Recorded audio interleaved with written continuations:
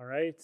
Well, hey everybody, welcome. Thank you for being with us here. We realize it's been a busy 3 days at Dev Days with lots of super exciting talks, and you also had a choice of talks for this time slot here. So we appreciate you being with us here and are excited for the session.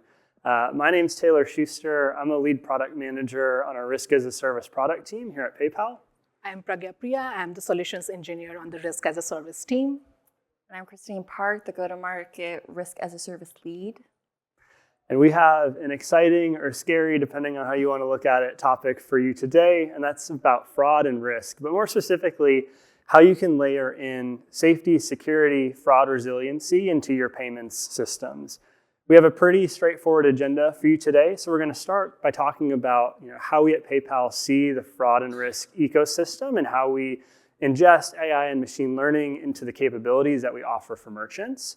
We're then going to talk a little bit more about the solutions that we offer specifically that can cater to individual merchant needs and go into detail about how you can integrate for success. And then finally, we'll end on kind of a fun note of what's next and what we sort of see moving forward in the fraud and risk space and what we're building into. So I want to baseline us first, though, and ask, why should we care about this topic? Why should you as developers care about fraud and risk? Why should we care about it? I think, quite simply, fraud is costly. So there's a recent study that came out to suggest that for every $1 of fraud, it can cost merchants on average $3 plus. And that's through chargeback costs, fees, and fines. It can be lost inventory. It can be reputational damage. It can be operational overhead from your company resources, fighting these scenarios. Fraud is costly, and it really doesn't matter if you're a business that's doing $100,000 a year or $1 billion plus a year. Every merchant is susceptible, and it's painful and costly. Yeah, we know it's, goes without saying that every single dollar that you guys generate is hard-earned revenue you want and deserve to keep.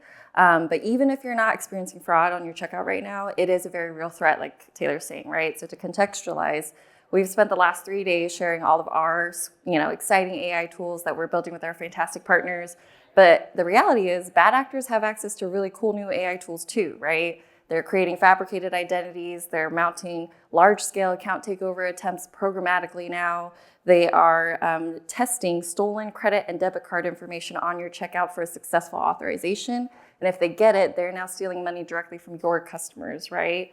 All of this, by the way, is heavily monitored by issuers and heavily, heavily fined if you're not able to remediate it quickly. So you never want to be in that position where you guys are making good progress on your goals, growing revenue, and all of a sudden have to divert all resources and efforts to fighting a random fraud attack, right? So to Taylor's point, it truly can happen at any time and sort of impacts all of us. So let's dive in a little bit in terms of how we at PayPal think about fraud and the landscape and how we're injecting AI and ML capabilities into solutions that we offer. Now, we really like to think about fraud and risk across the transaction lifecycle. And I'm not going to talk about every single bit and piece of the transaction flow here, but there's really two areas that I want to focus on. And the first is probably the most obvious. And this is when you are preparing a transaction to send out of the gateway to be authorized by an issuer, where they either approve or decline it. This is a really critical component to leverage tooling, insights, data to determine, hey, with what we see in this transaction, do we think it's good? Do we think it's valid? Or are there risks that we see where this could maybe result in a chargeback where we want to stop it before it even goes outside of the gateway through the transaction lifecycle? And then, it's impossible, or I shouldn't say impossible, but nearly impossible to get chargebacks to zero. And in fact, if you get chargebacks to zero, you're probably declining a lot of good traffic that should have been let through the system in your efforts to get to zero chargebacks. So it's inevitable that you're going to have chargebacks. And also instances of what we call friendly fraud. So instances where it was a legitimate transaction that had no right to be caught in the front end, but in the back end, maybe a consumer wants to file a dispute, get their money back, but maybe keep the product and service. So it's really important in the post-transaction lifecycle to be able to respond to these dispute scenarios. Now, typically, this is really operationally complex, intensive to do this. So really automating that dispute contestation flow as well as being more smart in how you do it, right? And there's fees and fines associated with sort of this area of the transaction lifecycle. So being more intelligent and precise in what you choose to fight and what you choose to let go. Now, I want to say that this is all underscored, and the tools are only as good as the data and the machine learning that is powering the decisions being made or the actions being taken by these tools. And sorry to state the obvious, I'm sure this is clear to all of you, but machine learning is only as good as the data that it's learning from. So, as I think about, for developers in this room, why is this sort of critically important for you? Is because you're sitting at the driver's seat in your organizations to provide the data necessary to make intelligent, precise decisions. And of course, this is through providing elements that you'd come to expect in a transaction flow, like the phone number of a customer, email, of course, the card hash. But it can also go a step beyond of specific sort of custom fields specific to either your business or your industry or the fraud vectors you're facing. It's really this rich set of data that you're contributing that can help fraud tooling make more precise and effective decisions. So taking a step back, if ML models are only as good as the data they're learning from, the data that PayPal brings to the table is nothing short of incredible, right? So 97% of the time, we've already seen your buyers based on digital identifiers like IP, OS, browser cookies. 95% of the time, we've already seen them via email, and 93% of the time, we've already seen them via card processing details. So we today at PayPal have over 430 million plus active consumer accounts. That's not counting credit and debit card transactions. And we have decades of merchant and consumer data, right? That means our fraud intelligence is actually running off of 10 billion digital identifiers, as well as 63 million suspected fraud events per year that we are constantly learning from, mitigating, and leveraging in the next fraud attack that we have to work against. And what's even cooler is that every single year those figures are only going up, right, as we amass more data. So as pointed by both Taylor and Christine, we all know by now that data quality is of utmost importance when it comes to risk adjudication. What we have seen, what we have observed with the intelligence that PayPal brings to the table, every data point that you are sending to your fraud provider can increase the fraud catch rate by 5 to 10%. That number might not seem significant at this point, but depending on the volume that you're processing, that number can easily translate into hundreds of thousands, if not millions. And this is where all of us sitting in this room can play a crucial role by impacting and by architecting a system that can collect all these data points seamlessly and send to your fraud provider. All right, so let's dig in a bit deeper. So we're going to talk about some of the solutions that we bring to bear here at PayPal. And I want to sort of preface, and why we called this section Catered to Your Needs, is because truly there's no one-size-fits-all fraud solution. Merchants are immensely diverse, right? We're of all different sizes. We're in different industries. There's different fraud and risk vectors that we face. And merchants have different preferences even internally of how they leverage their internal resources to company priorities. Fraud can be one, or fraud may not be one. So really at PayPal, what we're trying to build and what we have as part of the PayPal Open integration is what we like to classify as both smart but flexible solutions. So when we say smart, I know we've talked a lot about data, so I'm not going to harp too much more, right? But we are sitting on this two-sided ecosystem that provides just a wealth and decades of data to make decisions.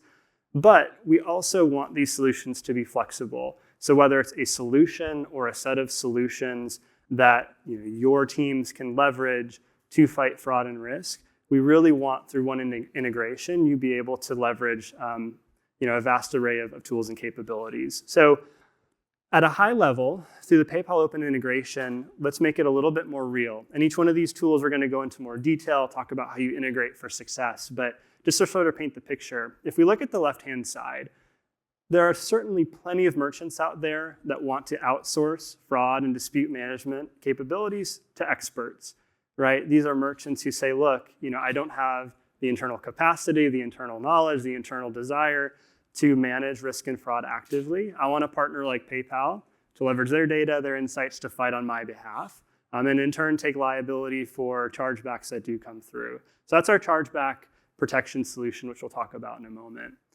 But now if we look to the right-hand side, there are plenty of merchants who do want to be in the driver's seat and want to leverage intelligent tools and solutions to help fight risk and fraud. So if we think about, back to the transaction lifecycle that I mentioned earlier, during the transaction flow, a tool like Fraud Protection Advanced really puts the merchant in the driver's seat, leveraging the horsepower of our data, the capabilities like rules, filtering, allow lists, block lists, to really allow you to fine tune, with us walking alongside you to help advise and optimize. And then in the back end, in terms of fighting disputes, opportunities to really, in an automated fashion, fight disputes. So the operational overhead of your teams is drastically reduced, and you're also leveraging intelligence to not just fight everything you can, but saying, hey, what do I have a likelihood of winning? And if I'm going to incur costs from sort of proceeding down this dispute lifecycle, making sure I'm being smart and efficient in that flow. Yes, so digging a little bit into our marquee, sort of most advanced Fraud Protection Advanced product, this is our fraud intelligence tool that takes those billions of data points we just talked about and layers on AI-powered decisioning, and it really allows you to basically proactively fight fraud rather than sort of be chasing the trends and chasing sort of random attacks, right?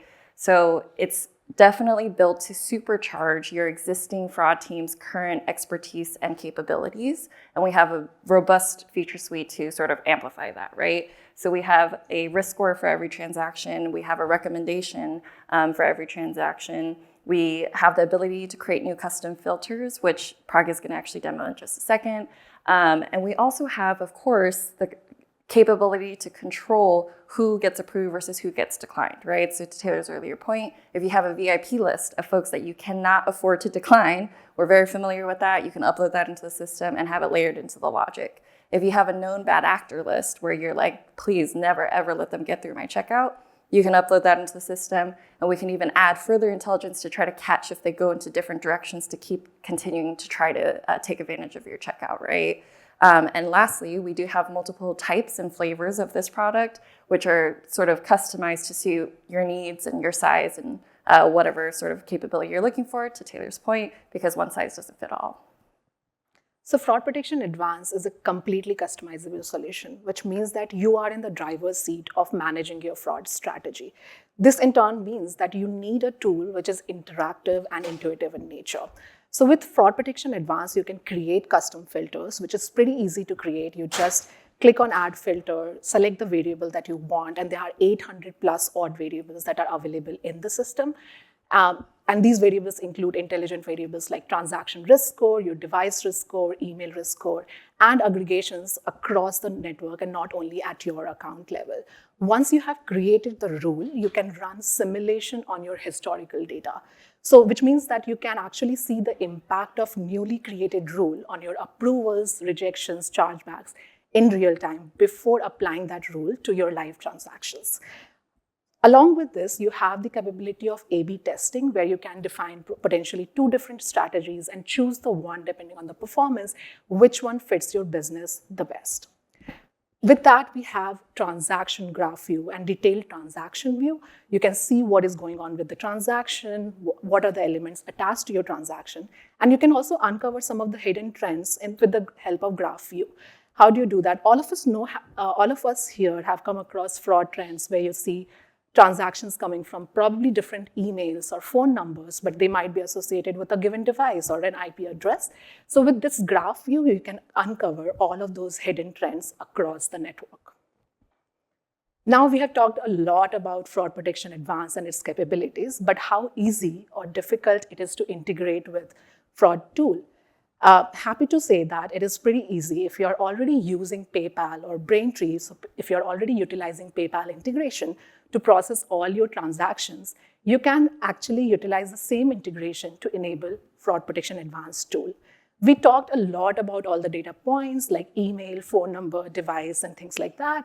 So you can send all these data points to the same API integration that you are utilizing currently. So if you are using the Transactions API or Orders API, you can plug in all these data points in the same API. Now, on the other side, how do you consume this response? So how do you consume the risk response from our FPA tool? Again, to consume the risk response, you can utilize the same API response that you're handling right now. There's a risk portion embedded in the API response, and you can consume that. If there is a manual review also available, so if you're utilizing manual review, you can consume the webhook response from FPA. Awesome, thank you. And digging into dispute automation, so like Taylor mentioned, even if you have the best fraud mitigation tools in the world upstream, downstream, you still get friendly fraud, right? So you could have 24/7 customer support, really flexible refund return rates, policies, and that consumer will always be there where they just want to skip the conversation and go straight to filing a dispute, right? It really quickly is a drain and an unnecessary drain on your resources and revenue. So that's where dispute automation can come in. We can automate the contestation of disputes for your teams of up to 250,000 responses per minute. But it's important to note that just responding to disputes is no longer enough. Consumers can lose a dispute to you and still escalate it to a pre-arbitration or an arbitration, right? And the fees of that are very heavy, and it's notoriously very hard to win as a merchant, a pre-arbitration or arbitration case. Depending on how much you process, the fees of that alone can go up into the millions per year. It's very, very significant. So that's why we have a lot of amazing features that help you not only respond to disputes, but also an AI-driven recommender to flag disputes that have a high chance of escalating into those costly pre-arbs so that you can choose to just defer it and let them sort of take that dispute, and win it, right? We, of course, support issuer-mandated things like Visa CE 3.0. It's a bit of a mouthful. And we have customizable templates. And best of all, we do a true partnership with you in the sense of pricing because we actually do not charge a fee unless we have won the dispute. So you only pay on disputes won. So as Christine mentioned, dispute automation can really help you in automating the entire process on how you handle all your disputes. One of the core features of dispute automation is its multi-PSP or processor connection, which means that you can handle all your disputes across your different processor under one umbrella. This also in turn means that you can simplify the integration because now you need to worry about one integration instead of multiple different integration across the different networks that you might have. I'll highlight one of the other feature that our dispute automation provides is the custom templating. With dispute automation, you have the ability to customize your template completely according to the use case that you might have. So you might be dealing in digital goods or subscription, non-subscription. You can customize the template completely. And we all know that the probability of winning a dispute totally depends on the evidence that we are providing to our issuer. And that is where we step in because we will create a robust and concise document on your behalf and send that to the issuer. Now, let's talk about the integration piece of dispute automation, like how easy it is to integrate with dispute automation. The first step of integration with dispute automation is that you have to handle the webhook, dispute.created webhook notification from our system. This particular notification will notify you that you have a dispute created in the system that you need to respond to. Once you receive the notification, you can start collecting the evidence on your behalf. And in parallel, we will be collecting evidence from your respective processor. And most of the data points we will already have. We might ask you to provide some additional data points that can help in making the document more robust. Once you have all the evidence collected on your side, you can simply make a post call to our API, and we'll combine those disputes on your behalf and send that to the issuer. Okay, and last but definitely not least is our latest fraud protection tool. We're excited to showcase it for you today, Chargeback Protection. Taylor is actually going to do a great case study in just a moment to show you some real life impact. But at its core, it's exactly what he said, where if you want PayPal to leverage its learnings, its tools, and its expertise to decision fraud for you so that you can go focus with your teams on growing your business, serving your customers, and doing what you do best, right? We're more than happy to do that via Chargeback Protection. We take the wheel on decisioning, and then what's even greater is that if a chargeback or dispute does result off of a transaction that we decision for you, which again can happen because of friendly fraud, we actually take that liability and waive those chargeback fees, assuming you give proof of delivery, right? I think another great feature to call out is that it protects your cash flow. So a lot of providers may debit the funds while a dispute is being sort of, contested and reviewed. We actually keep the funds with you and will not debit it until it's sort of lost and, if anything, not waived, right? It's a lot more cost effective than a lot of other providers. And what's sort of the cherry on top is that it streamlines the checkout process for good customers, right? So again, focusing on what Taylor said of you want that balance of allowing good customers in while still stopping fraud and stopping any sort of revenue loss downstream. So chargeback protection, as Christine mentioned, is a completely hands-off solution. So you don't need to worry about day-to-day operations when it comes to your fraud operations. But how easy or difficult, again, it is to integrate with chargeback protection. Just like Fraud Protection Advanced, it is layered on top of the PayPal open integration, which means that if you are utilizing these integration already to process your transactions, you can enable chargeback protection with the help of that. Obviously, we talked a lot about data, and with chargeback protection, we do want you to send certain data points like email, phone, device, and happy to say that all of these can be easily plugged into your transactions or orders API call. On the backside of it, we want you to provide the proof of delivery because there is a liability shift element included in that. And that entire process can be automated with the help of our disputes API. And you just need to submit tracking URL and tracking number, and everything is taken care for you. All right, we've talked a lot about these solutions at a high level and theoretically the value they can provide, but we wanted to take the next couple slides to actually make it real. How are merchants using these tools? What's the kind of value that they're seeing? So the first example we want to share is Tickery. Now, Tickery is a Latino event ticketing merchant. They've been with PayPal for many, many years, have walked alongside and integrated a lot of the new innovations we've rolled out over the years. And most recently, they've started using chargeback protection. Now, what's unique about Tickery is that they had a team managing fraud in-house, right? They were focusing company resources on sort of these activities, and they determined that they really wanted to leverage those resources, as Christine mentioned, to other areas of the business, right? Serving customers well, growing their revenue, et cetera. And they wanted a partner to intelligently and effectively fight fraud on their behalf. So they started using our chargeback protection tool. And we both are extremely excited about the results that they've been seeing. So they've seen a 53% reduction in fraud. They've seen nearly a 28% reduction in chargeback disputes and a 17% reduction in issuer declines. And this is a really important thing to call out. And if we think back when I was talking about the transaction flow, doing a risk check pre-authorization can be really effective in building trust with the issuers. Because as you can imagine, right, if you're sending better, less risky traffic to the issuers, that's tuning their own internal risk and fraud algorithms. And what we've seen is for many merchants who leverage our tools, doing checks pre-authorization, over time we can see an increase in their authorization rate, right? Because they're continuing to build trust with the issuers. So super thrilled at Tickery and the results that they've seen with chargeback protection. Now let's contrast that a little bit with Avelo Airlines. So Avelo Airlines is a merchant who really did want to still have a hand on the steering wheel of their risk and fraud adjudication strategies, but they wanted an effective tool and a team to walk alongside them and consult them on how to optimize for what they were looking to accomplish. So they've been leveraging our Fraud Protection Advanced solution.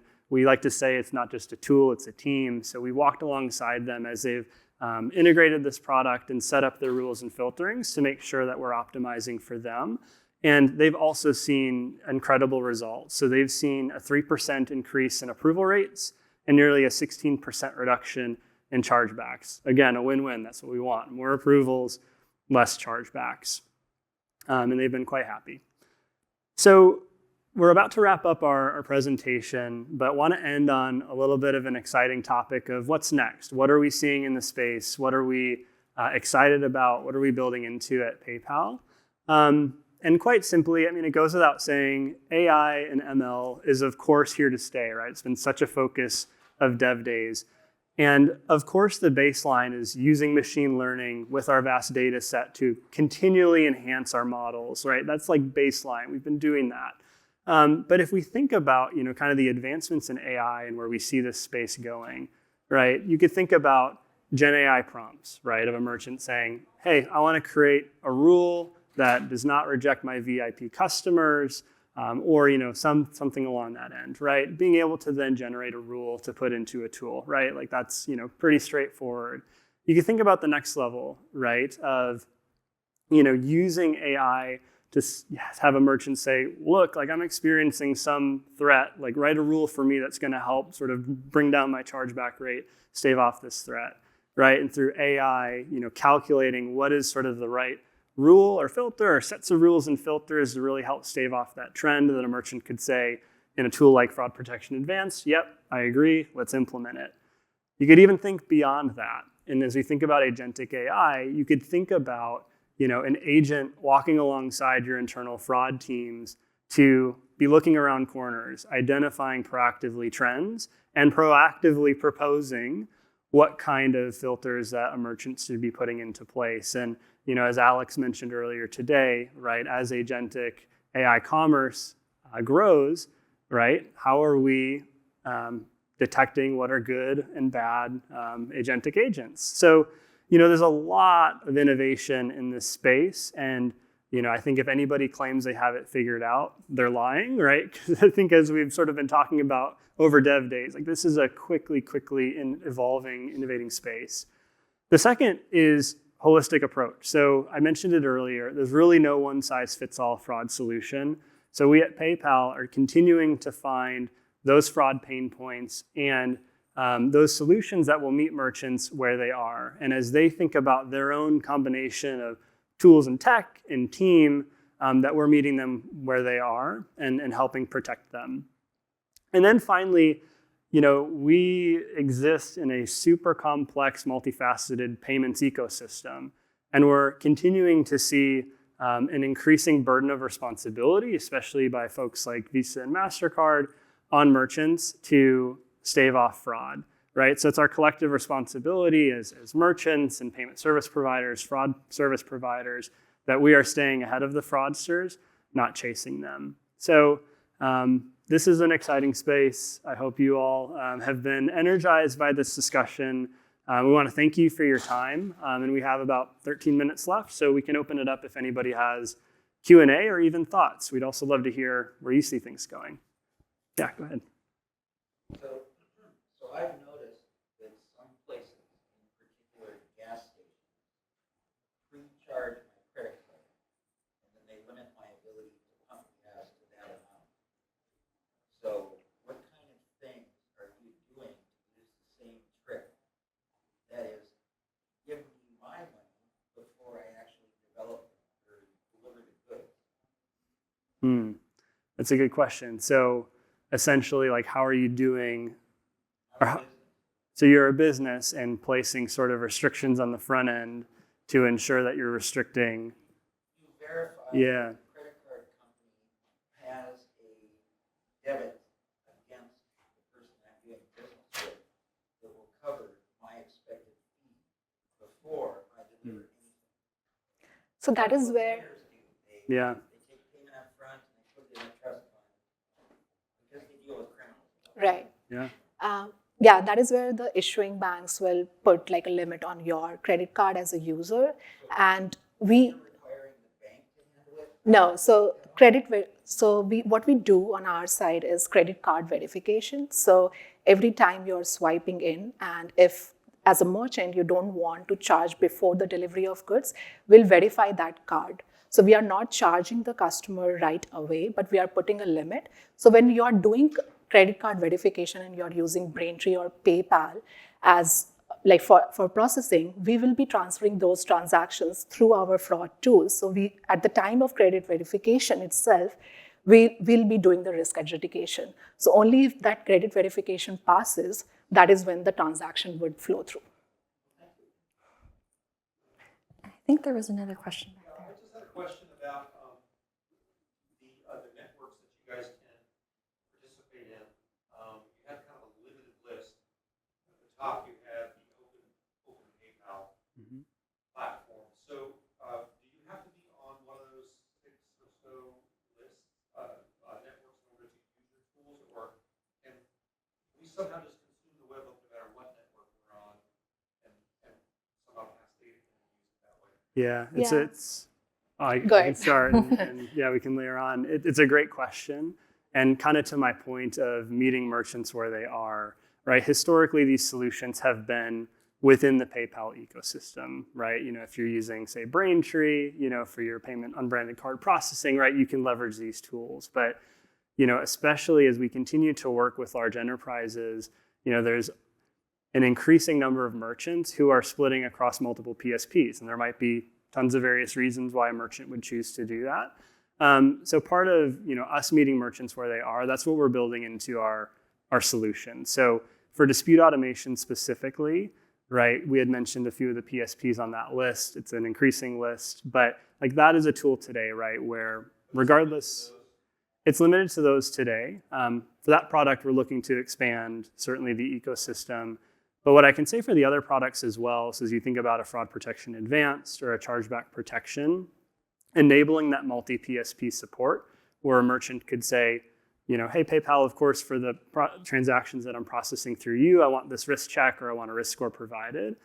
But I also, for the transactions I'm processing through XYZ processor or this other suite of processors, I also want to ingest this risk score because it's added intelligence. That's what we're building into in our product suite. Again, with the intent of meeting merchants where they are and being truly an open platform. Yeah. If I can just follow up on this question. So, sometimes, my company, we sell expensive stuff, right? Sometimes we don't even know if we want to engage with this customer and do all this like pre-consulting. So I'd love to have like a solution where I could just send like an email to PayPal and say like, does this guy ever pay his bills? Yes or no? Right? Is that so? Like, we're not even talking money yet, right? I just want like a generic answer, like, can I trust this guy? Is this a potential scammer? Is this a Nigerian prince? Would that be something you're even thinking about or possibly? Yeah, no, it's an interesting use case. And I know this isn't exactly what you're describing, but like something like an account takeover, right? Or an account origination request. Like this is like you kind of originating a relationship and getting sort of indicators of, is this somebody I want to continue to engage with or for not? example, like I'd love to know, like, has this person been in business for 10 years, as he is saying, yes or no? Yeah. Has he made transactions? Like I don't necessarily need like all the details, but just like a general indication, like, okay, because we ship overseas, right? Like, so, okay, this company in Korea, whatever, right? They say like, they're big, they are in business, like, I don't know, like, checking that is also, not that easy. But if I said like, oh yeah, well, they've done, millions of transactions via PayPal, then that is like a good indicator to me that is like actually a real company. So so. No, it's a super interesting use case. I mean, it's not something that we serve today in exactly how you described, but you can envision a world where we could leverage the insights of our platform to help use cases pretty early on in that transaction flow I described. So, Yeah, and we are always looking into expanding our fraud solutions. So right now we are doing that at a transaction level, but we definitely want to do before transaction, as you mentioned. So the flow that Taylor was showing, where we had during transaction, but before transaction, like new account origination or account takeover. So that is something that we are looking into on how to like kind of expand and utilize PayPal intelligence to provide that solution.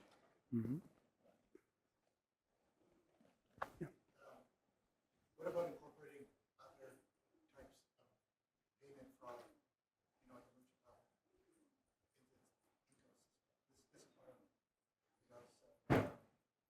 debit fraud, crypto, some event, they have fraud in those areas as well. yeah.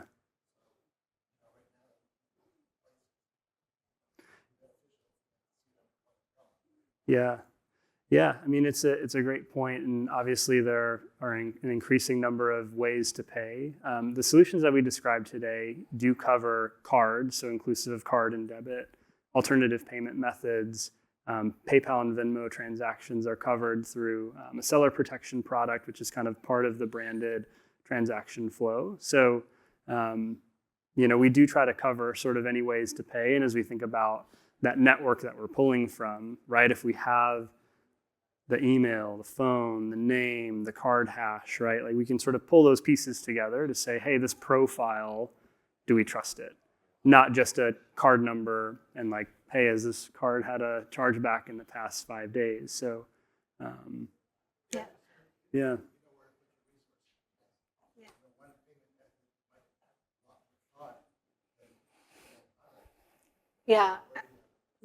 Yeah. definitely. To build on top of that, like we cover, and we always often see, as you mentioned, debit card fraud, right? And also like gift card fraud. So someone is utilizing, let's say, credit cards to buy some gift cards, and then they are, like buying stuff from your website probably.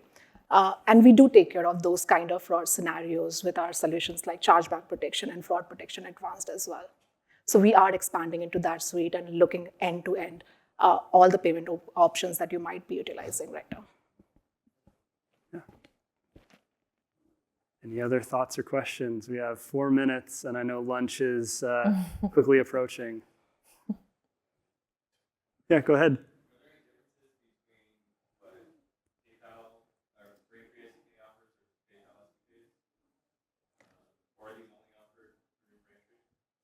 No, there's no difference as such. So if you are, let's say, utilizing PayPal Complete Payments Platform, or you're utilizing Braintree for card processing, so the SDK, the data that you provide, so let's say you're using the device SDK to pass on the device data, the data captured in the background is the same. So we are utilizing the same intelligence to power FPA on both the sides, or chargeback protection on both the sides.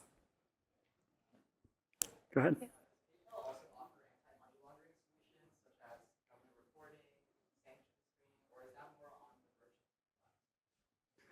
Yeah, today we don't. That'd be more on the merchant to conduct, but it's an interesting use case. I'd be curious to learn more. What you're seeing. I will say, as a previous account manager, if you do experience that while we are processing with you, we do have teams we can pull in to help. Is it sort of built into the tool? Not quite yet, but we have that sort of stopgap solution in the meantime. So you're not alone. So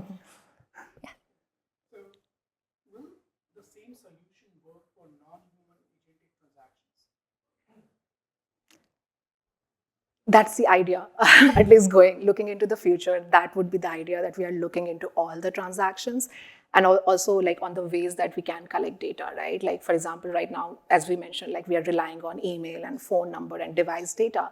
But with non-agentic AI, that could become like a problem. Like how do we collect those data points unless those agentic AI like are filling in those data points, right? So that is, again, like it's an evolving space that we are looking into. We are hoping that we can still capture some of the data points and some of the intelligence that we are utilizing right now to build on top of that. But that is something that is an evolving space, and we are looking what to do and how to provide the best Can't solution. just use the old models. Yeah. What about peer-to-peer transactions? Again, non-human agentic peer-to-peer transactions.